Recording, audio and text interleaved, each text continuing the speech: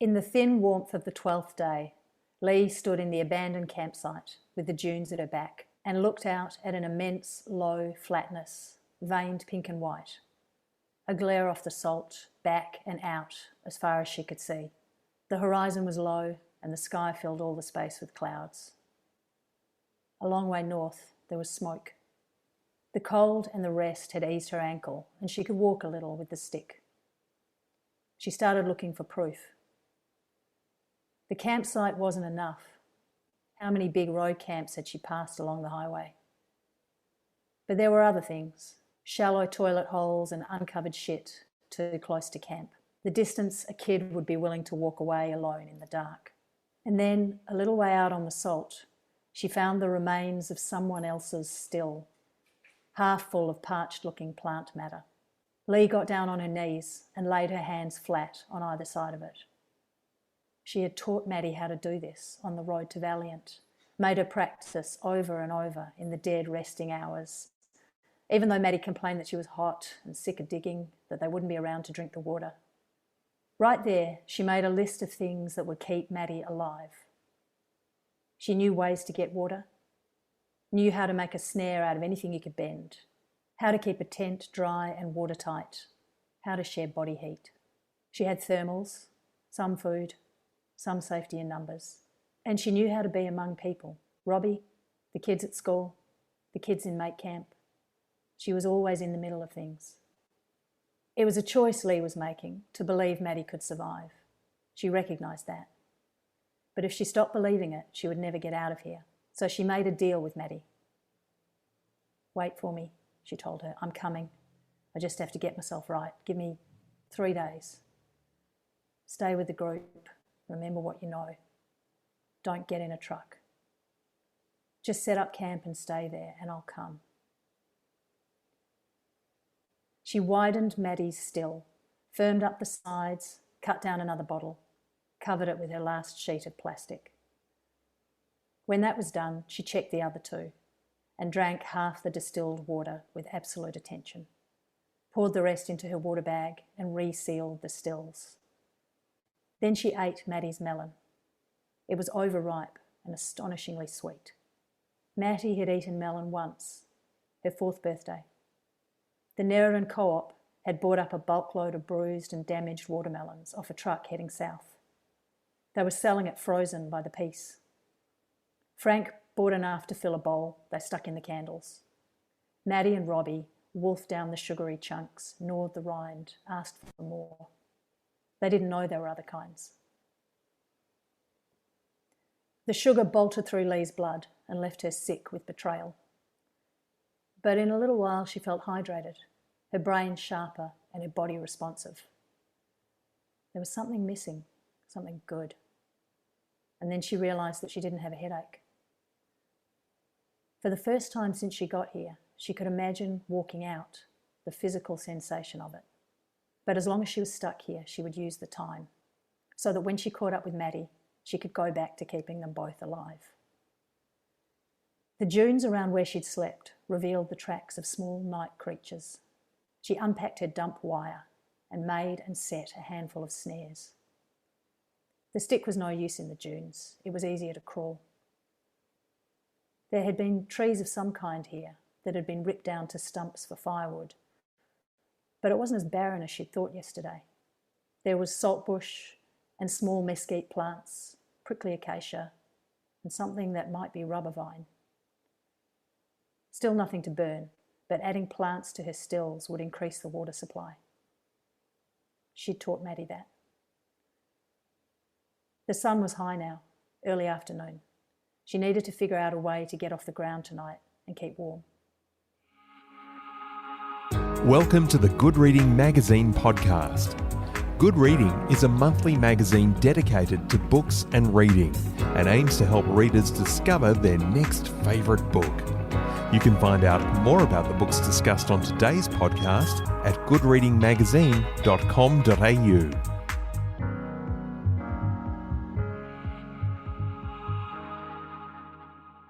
Hello and welcome to the Good Reading Podcast. My name's Greg Dobbs.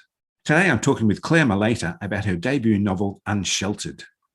Claire grew up in Western Australia and now lives in Wellington, New Zealand.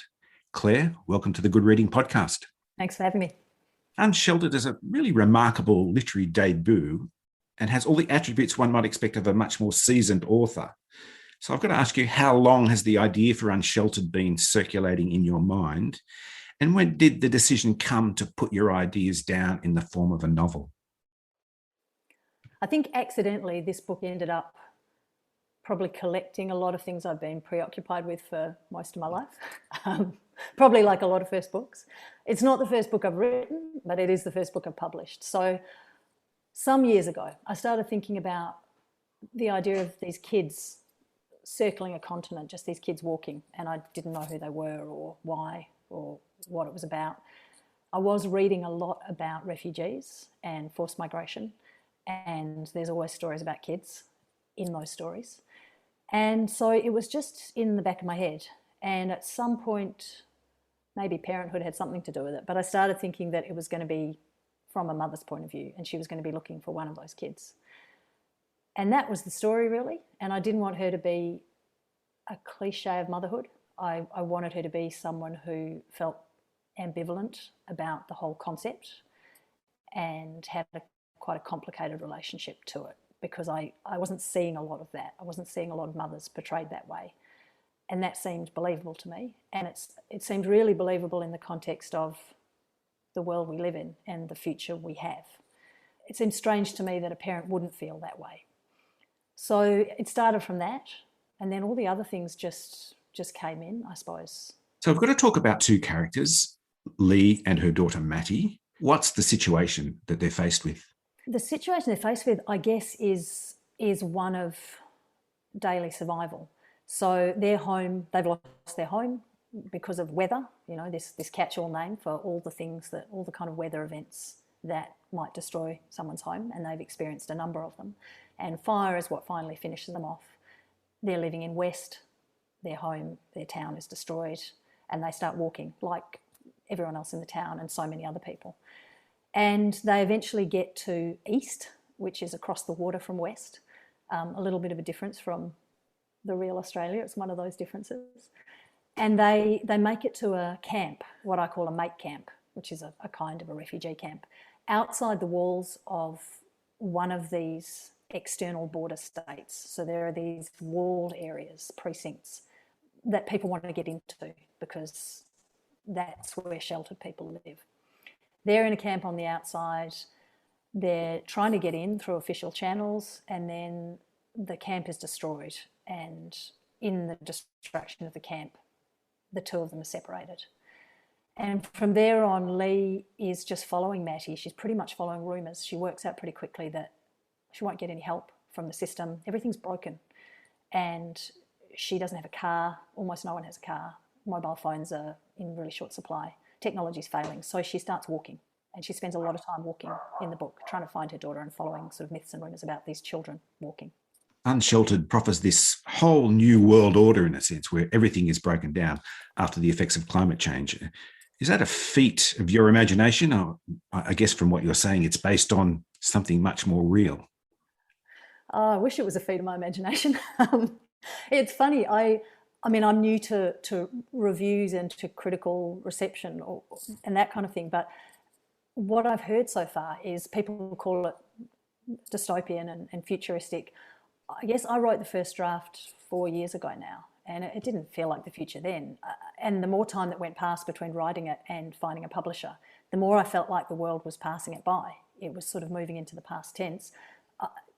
Margaret Atwood talks about dystopia as, being a place you wouldn't want to live, but she also has that approach where she just uses what's in the real world. She pretty much uses everything she uses in her books has happened to somebody somewhere, And I feel like that about this book. There are elements of it that might sound a bit, walled communities and all of these things, but a version of all of it has happened to someone somewhere. It's just not necessarily happening to me or to us. The dystopia is here, but it's not evenly distributed yet. And there's this whole world that you create, as you were saying, this whole new terminology in a sense: mate camp, no-go zones, XB patrols, agency, sacrifice zones, and then also bringing together these ideas of refugees on the move, extreme weather, water shortages, authoritarian governments. But all of this is expressed through Lee's journey across the country in search of her daughter, Mattie. Yeah, there's a lot, isn't there? It felt overwhelming at times when I was writing it. It was like I was writing out my anxieties about everything in the world, But I think the impetus for me was always the mother-daughter story or the parent-child story. It wasn't essential that it was a woman and a girl. Lee's no ordinary mother either. She's not just a survivor, she's actually a survivalist and quite ruthless in her desire to stay alive and to find Mattie. She's an expert forager, fabulous at harvesting water, snaring wildlife, and with this really highly sought-after skill of a patcher of old tech. And she seems to have this extraordinary sensory capacity too. Is she some kind of superwoman of the future?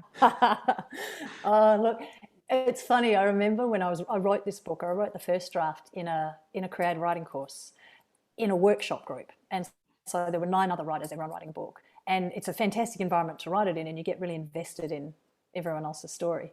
And I remember workshopping some section early on, and someone came back to me and said, look, Lee seems to be incredibly good at so many things. What isn't she good at?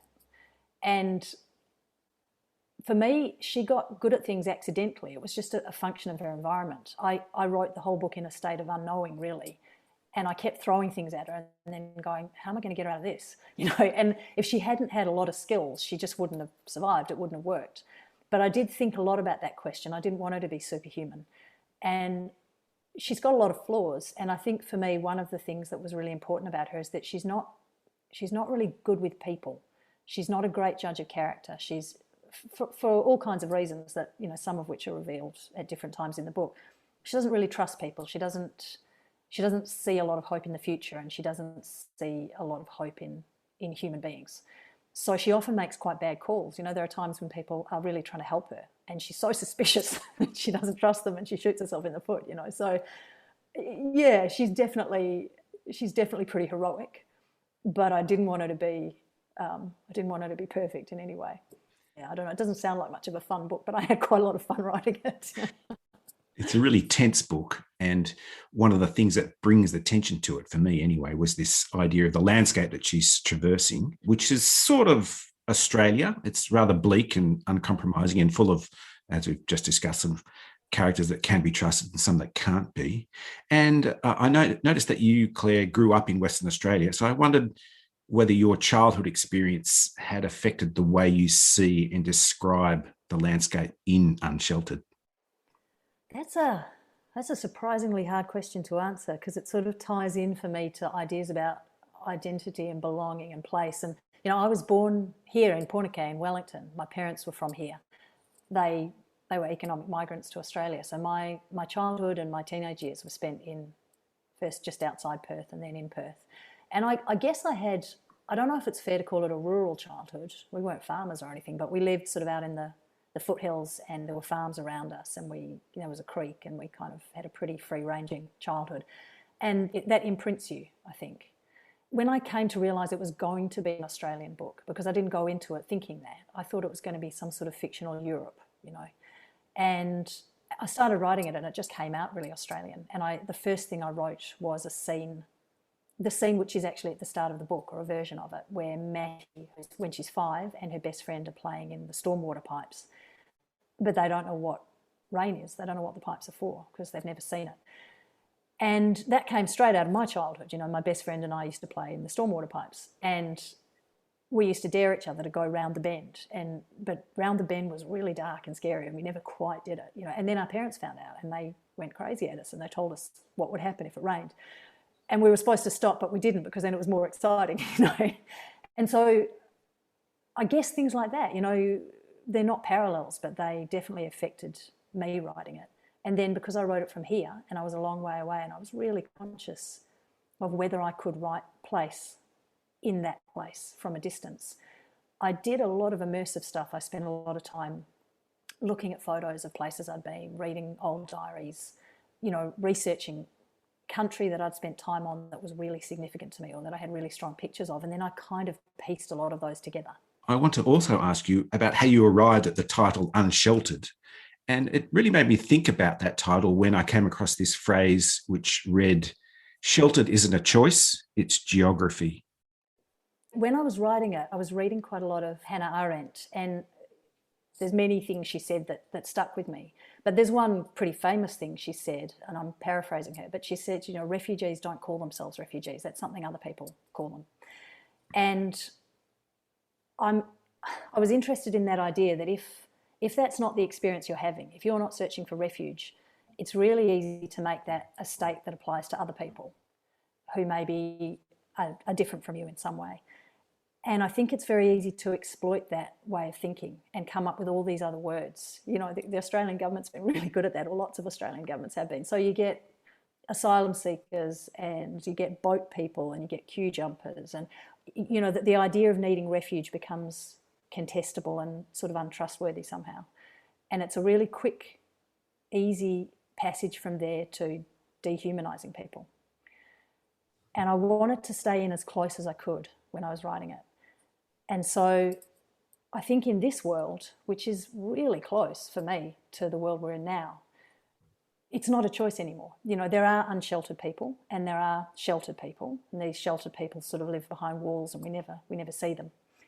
And for the unsheltered people in the book, and that's an official term, but it's also the way these two groups of people imagine each other, I think.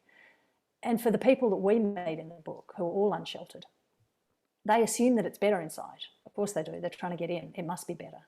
But I think there's a sort of open question through the book about how much better it really is in there.